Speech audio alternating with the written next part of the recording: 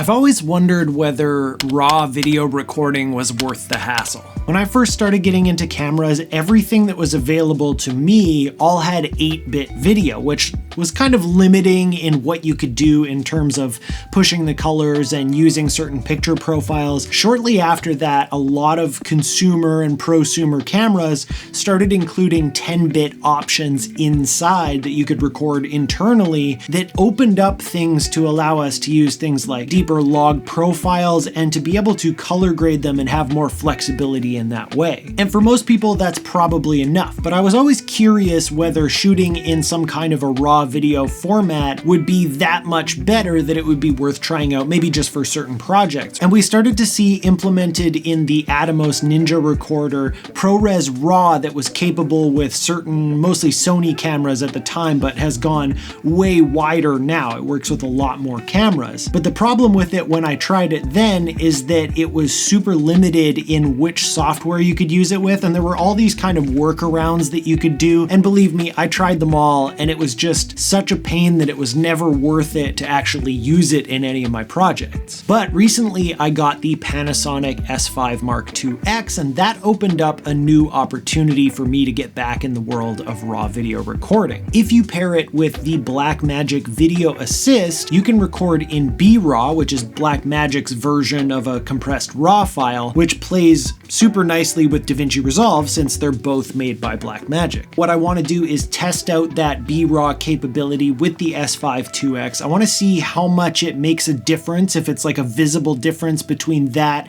and just the internal 10-bit codecs that we can record right in the camera, and basically anything else that comes up along the way in testing these two different methods between RAW or the internal recordings. So this is the setup that I've got going on. So right now I've got the S5 IIX from Panasonic Lumix, and I've got the 35mm f1.8 on there. I've also got it in a small rig cage, which just makes it a little bit easier to attach all the stuff onto it. This small rig connector that holds the SSD. This SSD is from ThinkThing Studios. It's part of a kit that they sent me for shooting ProRes from your iPhone, but I quite like it as just like a nice little slim SSD. Then of course we've got the BlackMagic Video Assist up on top here, just in the hot shoe of the camera. You might notice that it's upside down, and that's because the placement of the USB out on this is really inconvenient. It's right beside the middle hole where you would typically mount your monitor from. So you have to make sure that you leave that open enough space there.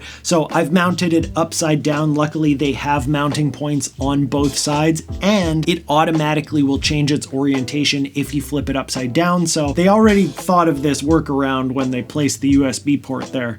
I do wish they could have found a better spot for it, but it is what it is. And then for my connections, I'm using a Condor Blue iJustine pink USB-C cable to get the signal from the monitor into the SSD where it's going to store it. And I've got a Gerald Undone Condor Blue HDMI cable coming from the camera into the monitor. So let's go get our test shots, and I'll show you how I have everything set up in the settings. All right, so we've got our rig all set up, but there are a couple of things that we have to do in the software to actually make the RAW recording work. So first of all, I've got to go into my S5 IIX. I go into the menu and I go to my recording options. I'm going to go in the image format, and I'm going to go down to the bottom where it says HDMI raw data output, and I'm going to make sure that I turn that on. It's going to give me a warning that says unable to record to memory card while outputting raw data. Do I want to proceed? Yes. And now I've got picture on that monitor, and I just want to make sure that I set this up right too. So if I click my settings in the top corner and I go under the record setting, I can choose BlackMagic RAW, ProRes, or DNxHR. I'm going to make sure that I choose BlackMagic RAW. So we've got either constant bitrate or constant quality. I'm going to choose constant bitrate, and for now I'm going to shoot with a 3:1 compression. And if I go back to my main screen, it's going to tell me that on this SSD I've got 70 minutes of recording at that 3:1 compression. So on 1 terabyte I can get 70 minutes. Just over an hour. We've got a nice high dynamic range scene here, so this should really put it to the test. And I'm just gonna make sure that my white balance is set. Just gonna set it to sunny because that should do the trick. And then I'm just going to do the same thing, but I'm gonna unplug this so that I can record at the same way internally. So next I want to do a test to see what happens if I royally screw up the white balance, because we should technically be able to correct for that more in post with the raw recording, hopefully. So for this shot, I'm kind of simulating a low light environment, so I've had to crank up the ISO to 8000 on the S5 Mark IIX because I'm using an ND filter, and I've cranked up the aperture a little bit as well. So we're kind of faking a low light situation where you might have to bring up that ISO to see what the difference will be between the internal and the raw. And just out of curiosity, I'm going to do the same situation, try and get the same settings, but at the base ISO of 640. It's funny, the monitor on the camera changes when it's plugged into the external monitor. When I set up the whole raw thing, it looks brighter for some reason. I'm not sure why. So we've got all the examples that I just showed you, plus a couple more, and there are a couple of things that I want to go over. Firstly, when it comes to shooting raw, this is a big one, and that is file size. So firstly, we've got 7 files up at the top that say long GOP 1 through 7. Those are the ones that shot internally inside the S5 IIX. And then we've got the 7 matching files that are BRAW files shot with the video assist. If we go over through some of the metadata here, we can see that the 10-bit ones are the ones that are internal, and then we've got 16-bit for the BRAW. We can see the format, so we've got QuickTime versus BRAW, we've got BlackMagic RAW versus H.265, 10-bit, and in case it makes a difference for you, this is 10-bit 420, not 422, just because that is what was available to me that matched as far as what I could do both externally and internally. And then what I really want to look at here is trying to find 2 clips that have almost the exact same duration. We've got one clip that's 16 seconds exactly, and another one that is literally 1 frame longer. So we're gonna go find those in our Finder. We can see that the internal recording, the long GOP version, is 397.4 megabytes, so almost 400 megabytes. The BRAW version at 3:1 compression, and it is 2.43 gigabytes. So the way that I've chosen to record both internally and externally here, we're getting about 6 times the size on the file that's the BRAW version. So that's definitely something you want to keep in mind. If you start shooting raw, you're going to need 6 times as much storage to keep it all. The next thing that I was super interested in is the overall look. Is it obviously different between raw and the internally recorded ones? You can tell right off the bat that the raw one doesn't have any kind of distortion correction going on. So you're going to have to do that yourself. You can see that it's a little bit bent around the edges, and we've also got a little bit more of a crop going on the internally recorded one, specifically because it's doing that distortion correction. 0.117 seems to be about what we need to fix this specific lens, and you'd have to do that for every single lens. You'd have to know what distortion characteristics it had if you wanted to correct it. If you didn't mind it, then that's fine. I'm just going to put that back to normal for now, and now we need to convert it out of this flat log look so that we can see if there are any color differences. And the way that we do that with raw footage is a little bit different. So normally we're seeing these wheels down at the bottom left here, but what we're going to do is go over to the camera raw tab. So there's this use project setting, so that's just choosing the size. We're just going to use project setting. In this specific case, I want to go to clip because that's going to open up all of this for me to change. For color science, I'm going to choose Gen 5, leave the white balance as shot. Right now it's set to V-Gamut and V-Log, which is the Panasonic log profile, but I'm actually going to change this. It's really cool that you can actually change which color space you're working in here. So I'm going to change it to DaVinci Wide Gamut and DaVinci Intermediate. And then all I'm going to do is throw a color space transform on a node and go from DaVinci Wide Gamut to my Rec 709. Rec 709A. And now if I wanted to, I've got the ability to do my color temperature, my tint, and my exposure. And then going into our long GOP version, I'm gonna go into Panasonic V-Gamut, Panasonic V-Log, and convert it to DaVinci Wide Gamut, DaVinci Intermediate. So that's that same first step that we kind of took in the camera raw panel. I'm gonna make another node for the end, DaVinci Wide Gamut, DaVinci Intermediate to Rec 709, Rec 709A. So this is the BRAW clip, and this is the internally recorded clip. And I definitely notice there's a difference to some extent in my skin tone. So in this clip, the skin looks a little bit greener. There's like a green or something going on in kind of the shadowy areas. So there's a little bit of a shift there. Looking at like the colors in my shirt. In the internally recorded version, it's almost like there's kind of a green fade over the whole thing. Just very subtle, but just a hint going on there. I don't even know if this will show up enough on YouTube after the compression, but let's head over to our first clip outside. I'm just gonna use the gray card side to balance this, make sure that I've got a good white balance. And on the internally recorded one, it does feel like there's a bit of a like green, soft kind of shadow over the whole thing. Whereas this one, the raw one, the skin tones look cleaner to me. They look more like what I actually look like in real life, which is a bunch of pink in my skin. We've got the green, and we've got all the pink in there. Okay, so moving on to the one where I absolutely butchered the white balance to see if it looks better when we correct it from raw versus from the internal. So we've got raw and internal. So let's use that gray card, and we're going to use the camera raw functions to fix our white balance. So we can see our three lines here, our RGB, are way off. I'm just adjusting as I watch this here. I hover my picker, I got 152s and a 153. That's about as close as I'm gonna get it. So looking pretty good.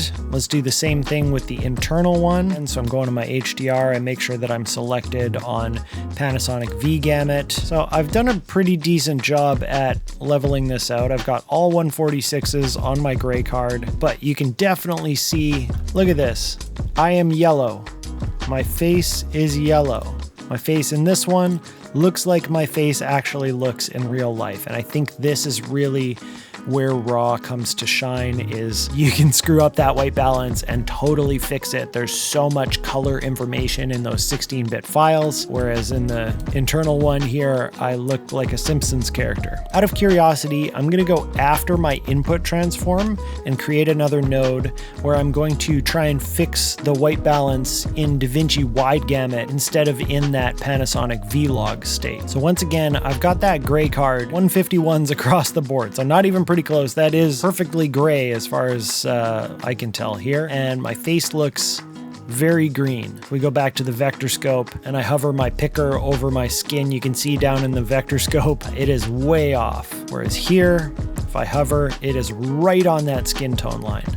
We got perfect gray and perfect skin tone. So for screwed up white balance, which hopefully shouldn't happen that often, but if the white balance does get screwed up, or like in this case where I'm sitting in a shadowy area, let's say you have it on daylight and you're down in the shadows and you don't want that kind of bluey kind of look, you can definitely recover a lot more color when it comes to the raw files.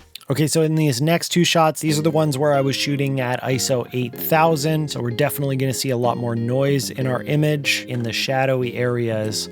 So this is the raw file, and you can see the colorful noise that's going on in there. One place I always notice it is under my hat in any of the kind of shadows in there. If we look at the internal version, all that colorful noise is kind of cleaned up. So when you're shooting raw, when you're shooting with the BRAW in the video assist, you're getting the raw data off the sensor from the S5 IIX, so you're not getting any of the internal noise correction. It's not super noisy. We're only at 8000. This is a full frame sensor, so it can probably push a lot further than that if we needed it to. But look at my shirt. Like, definitely a lot of colorful noise going on there, whereas the internally recorded file already has some of that noise reduction going on. It's still a little bit on the noisy side. I mean, I'm like way zoomed in, so if we zoom out, it's a perfectly fine looking image. But looking down on my belly here on my shirt, I can definitely see some of that noise even when we're zoomed back out. On the shot that's internally recorded, it's definitely not as obvious. And then I did the same shot, but at ISO 640, so I adjusted the ND filter so that I could shoot it at the base ISO. So this is the raw file. There's barely any noise in there, whereas this was ISO 8000, ISO 640. And then the last test that I did was on this flower. And specifically, I wanted to test the highlight capabilities of the raw file. So there's this area on this flower that is completely blown out, clipped right here.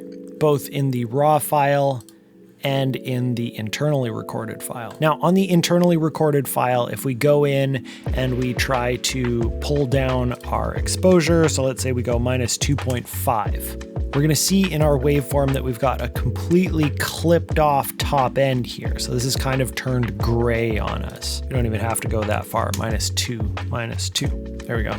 So we can see it's totally clipped off there. If we go into our RAW file and we go to our RAW panel and pull our exposure back by -2, it's also fully clipped. You can see it in the waveform here. But if we click this highlight recovery button, check this out. All of a sudden, we've got a bunch of detail in there. Now watch the waveform as we do this. You see how it's totally clipped off, and then all of a sudden, we got a bunch of information. Now it's not completely perfect.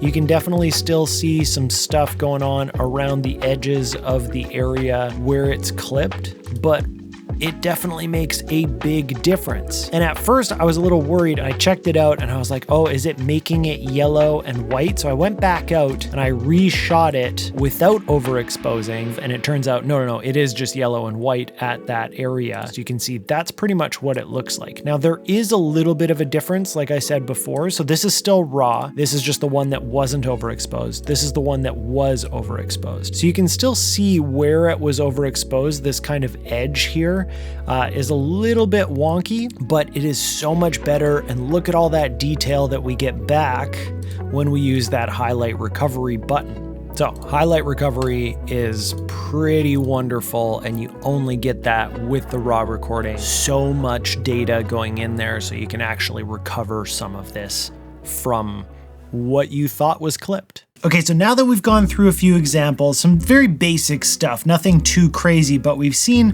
some kind of basic ways in how RAW footage is different from the internal footage that we can shoot in the S5 Mark IIX. Where does that leave us? I mean, to be completely honest, I learned pretty much what I was expecting to learn. First of all, the file sizes are 6 times as big using the settings that I was using, so that's something we're gonna have to keep in mind if we're using RAW footage. Second of all, we've got more noise because there's no internal noise reduction going on, and we've got the distortion, so we're gonna have to fix that afterwards if we want to. But we do have a lot more control over the colors and how much we can push it. That one shot where we were able to fix our white balance after the fact when we screwed it up as we were shooting, even if it doesn't necessarily come in handy in that specific way, what it does prove is that you can push those colors around so much more when you're using the RAW footage. So if you're needing to have the most amount of control possible, then RAW is definitely going to give you that. Now that being said, as you probably already know, this is going to be completely situational. Now I'm kind of the king of overkill. I love this stuff. I love the tech. I love new cameras. I love new gear. I love trying to figure out how I can make a YouTube channel as high quality as humanly possible, but even this is pushing it for what I need, especially with that availability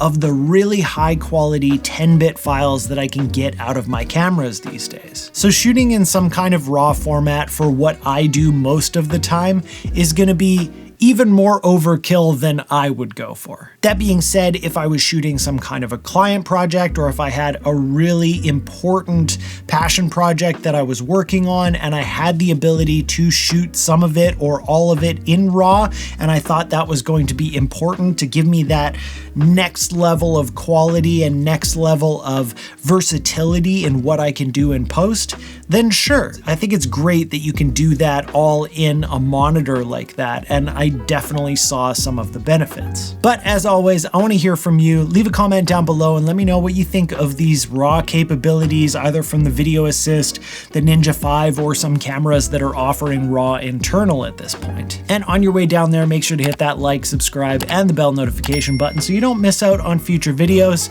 Thank you so much for watching, and I'll see you next time. We did it.